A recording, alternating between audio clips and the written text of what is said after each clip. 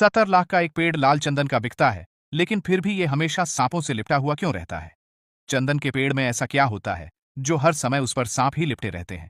आखिर पूरी दुनिया की स्मगलिंग में से लाल चंदन की स्मगलिंग ही सबसे ज्यादा क्यों होती है?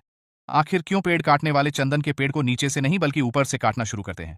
पुष्पा मूवी में भी दोस्तों लाल चंदन की तस्करी होती है।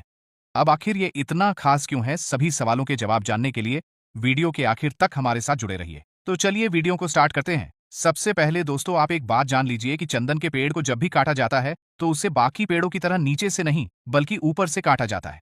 दरअसल ऐसा इसीलिए क्योंकि चंदन के पेड़ की जड़ों में जहरीले सांप भरे पड़े रहते हैं और ये बात पेड़ काटने वाला भी जानता है कि अगर ये चंदन का पेड़ है तो फिर इसे नीचे से काटना मतलब मौत को दावत देने वाली बात होगी।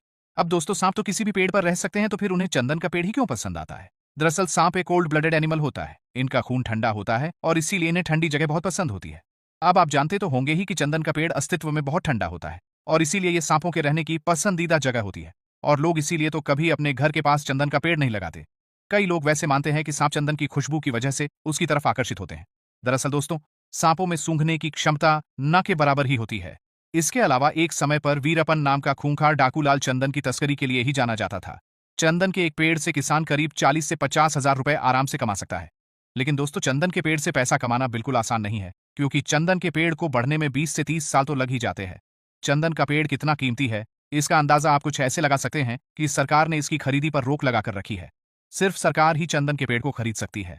कोई भी किसान चंदन की खेती जरूर कर सकता है, लेकिन इसे कब और कैसे बेचना है, कहां पर एक्सपोर्ट करना है, सब कुछ सरकार तय करेगी। इसके अलावा चंदन का इस्तेमाल परफ्यूम में और आयुर्वेद में किया जाता है।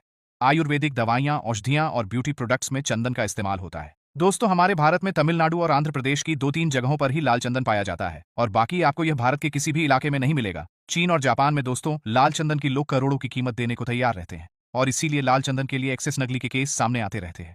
मारकाट वहां होती रहती है। इन पेड़ों की सुरक्षा के लिए तो एक स्पेशल टास्क फोर्स भी बनाई गई है।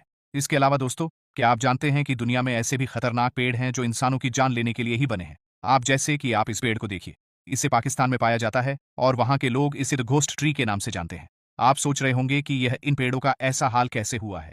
दरअसल जब भी वहां बाढ़ आती है तो लाखों की संख्या में मकड़ियां इन पेड़ों पर जाकर रहने लगती है और अपना जाल बनाने लगती है।